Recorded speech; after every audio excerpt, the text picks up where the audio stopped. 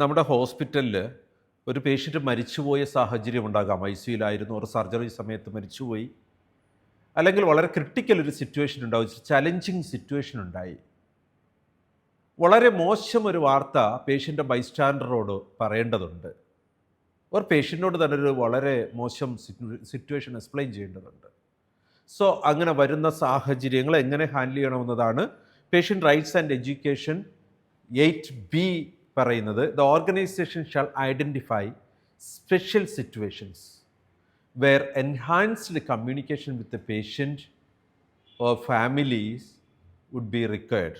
നമുക്ക് ഒരു വളരെ എഫക്റ്റീവായിട്ടുള്ള എൻഹാൻസ്ഡ് കമ്മ്യൂണിക്കേഷൻ ആവശ്യമുള്ള സാഹചര്യങ്ങൾ, പേഷ്യൻ്റ് മരിച്ചുപോയത് അവരുടെ ഫാമിലിയോട് പറയുന്നത്, ഒരു കൗൺസിലിംഗ് അവിടെ വേണോ, അങ്ങനെയാണോ പറയേണ്ടത്, ഒരു കോംപ്ലിക്കേറ്റഡ് സാഹചര്യത്തെ എങ്ങനെ ഹാൻഡിൽ ചെയ്യണമെന്നതിന് നമുക്കൊരു ഡോക്യുമെൻ്റ് സപ്പോർട്ടോടുകൂടിയ ഡിഫറൻറ്റ് സ്റ്റാഫുകൾ മാറി വരുമ്പോഴും അതേ പാറ്റേൺ ഉപയോഗിക്കേണ്ടി വരുന്ന സാഹചര്യങ്ങളാണ് നമ്മൾ ഈ ഡോക്യുമെൻ്റ് വേണോ സ്റ്റാർ അവിടെ ഉള്ളത്. അപ്പോൾ PRE 8B, the organization shall identify special situations where enhanced communication with patients or family would be required. How it should be done?